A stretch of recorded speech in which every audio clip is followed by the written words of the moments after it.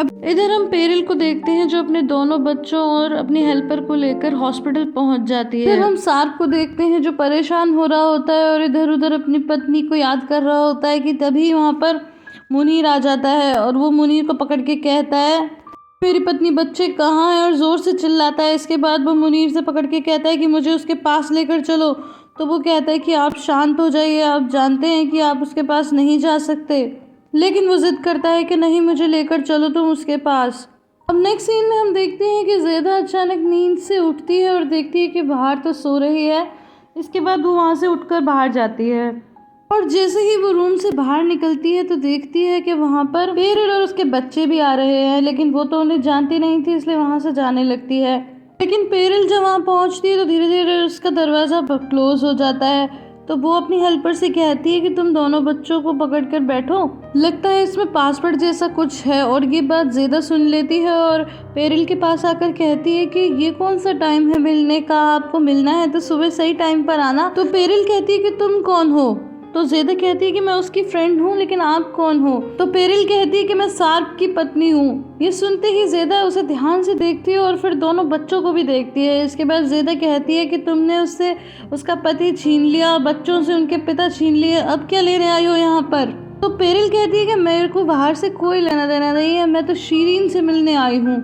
ये सुनकर ज़ेदा कहती है कि तुम उस शैतान से मिलने क्यों आई हो। तो पेरिल कहती है कि मैं शीरीन को उसके होने पर पछतावा कराने आई हूँ। ये सुनकर ज़ेदा कहती है कि वो तो यहाँ पर नहीं है, लेकिन अगर तुम चाहो तो मैं तुम्हें बता सकती हूँ और तुम वहाँ जाकर उसको पछतावा करवा सकती हो। सार्क और मुनीर गाड़ी में जा रहे होते तो मुनीर पूछते हैं कि आप वहाँ जाके क्या करोगे। तो वो कहता है कि मैं अपनी पत्नी और बच्चों को वहाँ नहीं छोड़ सकता। और इतने में सामने से मिस्टर स्वात आ जाते हैं और वो कहते हैं मुनीर से कहाँ है मेरी बेटी, कहाँ है मेरे ग्रैंडसन्स। तो वो कहते हैं कि वो घर पर नहीं है और शायद उन्हें नजीर के आदमी ले गए। ये सुनकर मिस्टर स्वाद बहुत परेशान हो जाते हैं और इसके बाद वो सार्क को पकड़ के कहते हैं कि तू कहाँ था जब वो मेरी बेटी और मेरे ग्रैंडसन्स को ले जा रहा था। तो सार्क कहता है कि ये सब आपकी वजह से हुआ है, अगर आपने मुझसे झूठ ना बोला होता तो इतना सब नहीं होता। तो मिस्टर स्वाद कहते हैं कि मैंने नहीं, शीरीन ने झूठ बोला था, तुमने मुनीर को शीरीन के पास भेजा था, उसी ने तुमसे झूठ बोला, समझे। वरना तुम्हें क्या लगता है कि मैं अपनी राजकुमारी जैसी बेटी के लिए मरा जा रहा था तुम्हारे जैसे भिखारी से शादी करने को। फिर मुनीर बीच में आकर उन्हें शांत करता है और कहता है कि अगर उसने ये सब किया है तो नज़ीर हमें कॉल जरूर करेगा। नेक्स्ट सीन में पेरिल से उसकी हेल्पर पूछती है कि हम कहाँ जा रहे हैं, लेकिन वो कुछ नहीं बताती। नेक्स्ट सीन में हम देखते हैं कि निसान और डोरो येलिस के पास सो रहे होते हैं। तो येलिस निसान के बालों में हाथ फेरती है तो निसान मुस्कुराकर उठने लगती है। तो येलिस कहती है कि तुम क्यों उठ रही हो बेटा। तो वो कहती है कि मुझे लगा कि मम्मी है। तो येलिस कहती है कि तुम अपनी मम्मी को बहुत मिस कर रही हो ना, वो कल आ जाएंगी और फिर कभी नहीं जाएंगी। तो वो कहती है कि हाँ। तभी डोरो कहते हैं कि मैं भी बहुत मिस कर रहा हूँ। तो येलिस कहती है अरे तुम क्यों उठ गए, सो जाओ जल्दी। तो वो कहते हैं मैं अभी अभी तो उठाऊँ। तो वो कहती है क्या मतलब अभी उठे हो, आँख बंद कर सो जाओ। तो फिर वो सोना लगता है, लेकिन वो आंख बंद करे करे कहता है कि दीदी हमारी मम्मा कितनी सुंदर है ना। तो वो कहती है कि सभी मम्मी बहुत सुंदर होती हैं। तो वो कहता है लेकिन हमारी मम्मी तो बहुत बहुत सुंदर है। तो वो कहती है कि हाँ हमारी मम्मा तो बहुत सुंदर है। फिर कहता है उनके लंबे लंबे बाल हैं, और ऐसे बोलते बोलते सो जाता है। उसे बीच में ही नींद आ जाती है। ये देखकर निसान उसे प्यार करने लगती है। थोड़ी देर में येलिस उठकर जाने लगती है तो निसान कहती है कि आंटी आप कहाँ जा रही हो। तो वो कहती है कि मैं पानी पीने जा रही हूँ, तुम्हें भी चाहिए। तो कहती है कि नहीं। फिर वो चली जाती है, लेकिन उसके पीछे पीछे निसान भी आ जाती है। तो कहती है कि बेटा तुम क्यों आ गई, सो क्यों नहीं रही। तो निसान कहती है आप जानती हो ना कि मेरे पापा के और बच्चे हैं, तो क्या वो अब उन्हें ज़्यादा प्यार करते हैं, मुझे लगता है वो उनको ही ज़्यादा प्यार करते हैं। तो येलिस कहती है कि नहीं बेटा तुम्हें ऐसा क्यों लगता है, तुम्हारे पापा तुम्हें किस ने किया था, गले नहीं लगाया था। तो निशान कहती है कि फिर वो क्यों नहीं आए। तो कहती है कि कुछ प्रॉब्लम में होंगे। फिर निशान कहती है कि आंटी क्या मेरे पापा ने दूसरी शादी कर ली है, क्या वो बच्चे मेरी मम्मी के नहीं है। तो येलिस कहती है कि बेटा अभी मुझे इतना तो नहीं पता, तुम्हारे पापा आएंगे तो तुम उनसे सब कुछ पूछ लेना। तो निशान कहती है ठीक है। आंटी क्या मम्मी को पता है ये सब। तो वो कहती है कि नहीं। तो निशान कहती है कि जब मेरी मम्मी घर आएंगी तो हम उन्हें ये सब बता सकते हैं।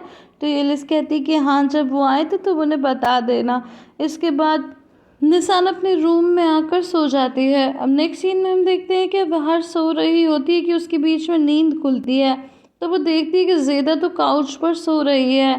तभी वो ड्रॉअर से एक मोबाइल निकालती है और एक बार फिर से ज़ेदा को देखती है और फिर आरिफ को टेक्स्ट करती है और लिखती है कि क्या तुम सो रहे हो। तो वो कहता है मजाक में कि हाँ। बाहर एक बार फिर से ज़ेदा की तरफ देखती है तो ज़ेदा अभी भी सोई होती है। इसके बाद वो चादर के अंदर अपना मुंह डालकर कॉल करती है और कहती है कि मैंने तुम्हें जगाया तो नहीं ना। तो वो कहता है नहीं, मैं तो जग ही रहा था। फिर कहता है कि क्या हुआ, कुछ प्रॉब्लम हुई है क्या, इस वक्त तुमने कॉल क्यों किया। तो वो कहती है कि नहीं कुछ नहीं हुआ, बस मैं बोर हो रही थी, मुझे बच्चों की याद आ रही थी, उनकी खुशबू आ रही थी, पर अब मैं बिल्कुल ठीक हूँ तुमसे बात करके। और वो चादर के अंदर मुँह करके बात करती है। इसी बीच ज़ेदा की भी नींद खुल जाती है। आरिफ कहता है कि मैं भी बोर हो रहा था पर तुमसे बात करके मैं ठीक हूँ। वैसे ज़ेदा क्या कर रही है। तो वो कह रही कि वो तो गहरी नींद में सो रही है, अगर कोई आवाज़ भी हो तो उसे कुछ पता नहीं चलने वाला, वो भी मुझसे बोर हो गई है सारे दिन मेरा ध्यान रखते रखते। वो कहती नहीं है मगर मुझे समझ में तो आता है। फिर कहती है कि अगर ज़ेदा उठ गई ना तो बस फिर तुम सोच नहीं सकते इतनी इतनी बातें करेगी वो, कि ये कोई टाइम है बात करने का। वो पहले भी मुझे इस तरह एम्बैरस कर चुकी है। तो कहते हैं कि वो क्या कह चुकी है, इस तरह की बातें वो लोग करते हैं और पास आकर सीधा ये सब सुनती रहती है। फिर एकदम से चादर हटा देती है। गाइस यहाँ पे बाहर का चेहरा तो देखने लायक होता है जैसे उसकी बहुत बड़ी चोरी पकड़ी गई हो। और कहती है ये सब क्या चल रहा है, और बाहर से फ़ोन ले लेती है और आरिफ को कहती है कि ये कोई टाइम है फ़ोन करने का। फिर बाहर से कहती है कि तुम्हें आराम करना चाहिए और तुम फ़ोन पे बातें कर रही हो। तो वो कहती है कि मैं तो बस उससे मौसम का हाल पूछ रही थी। जिस पर ज़ेदा कहती है उसके पास लेटकर, आरिफ मेरा मन नहीं लग रहा, मुझे बच्चों की याद आ रही है, लेकिन तुमसे बात करके मुझे अच्छा लग रहा है। तो कहती है कि तुम शुरू से मेरी बातें सुन रही थी, अब तुम मुझे कितना एम्बैरस करोगी। और वो इसी तरह के मजाक उससे करती है और कहती है कि डार्लिंग मुझे तो यहाँ छोड़ा ही गया है तुम्हारा ध्यान रखने के लिए। और वो बार बार एम्बैरस फील करती है। फिर कहती है कि बस करो अब, वैसे मुझे ये सब अच्छा लग रहा है। तो कहती है ओ मेरी प्यारी बाहर मैं तुम पर बारी बारी जाऊं, तुम हंसते हुए कितनी अच्छी लगती हो। फिर वो बातों बातों में कहती है दो तरीके होते हैं प्यार करने के, एक तो आप किसी से प्यार करो तो उससे ज़्यादा खुद को प्यार करो, खुद को रिस्पेक्ट दो, और दूसरा तरीका ये है कि खुद को बिल्कुल मत दो, भूल जाओ और दूसरे को ही प्यार करो। मैं तो ऑप्शन ए चुनती हूँ, अपनी लाइफ पे भी वही अप्लाई करती हूँ। तो बाहर कहती है कि क्या मुझे आरिफ के साथ कंटिन्यू करना चाहिए। तो ज़ेदा कहती है ऑफ कोर्स। नेक्स्ट सीन में हम मिस्टर स्वात, सार्प और मुनीर को घर आता हुआ देखते हैं। तो मिस्टर स्वात कहते हैं कि मैंने पेरुल को पहले ही कहा था कि नज़ीर के बेटे से दूर रहे, लेकिन वो मानी नहीं, आज ये सब हो रहा है। तो सार्प कहते हैं कि अब ये सब बातें करके क्या फ़ायदा। तो मिस्टर स्वात कहते हैं कि अगर वो आदमी नहीं होता तो तुम भी इसकी लाइफ में नहीं आते। सार्प कहता है आप ही ने मजबूर किया था नज़ीर के बेटे से दोस्ती करने के लिए पेरिल को, पेरिल ने मुझे सब कुछ बता दिया है, और अगर उस रात मैं वहाँ नहीं होता ना तो वो आपकी बेटी को समाप्त कर देता। इसके बाद मिस्टर स्वात कहते हैं कि अभी तक उसका कॉल क्यों नहीं आया, मुनीर तुम उसे कॉल मिलाओ। लेकिन मुनीर कहता है कि ऐसा करके हम ये साबित कर देंगे कि हमारा मिस्टर सार्प से संबंध है। तो वो कहता है कि मैं कुछ नहीं जानता, तुम कॉल करो। तो सार्प कहता है कि तुम कॉल करो, और फिर ये एपिसोड यहीं पे खत्म हो जाता है। तो गाइस आई होप आपको ये वीडियो पसंद आई होगी। अगर पसंद आई है तो इसे लाइक शेयर एंड कमेंट करना बिल्कुल भी ना भूलें। फिर मिलती हूँ अगले वीडियो में, तब तक के लिए bye bye and take care.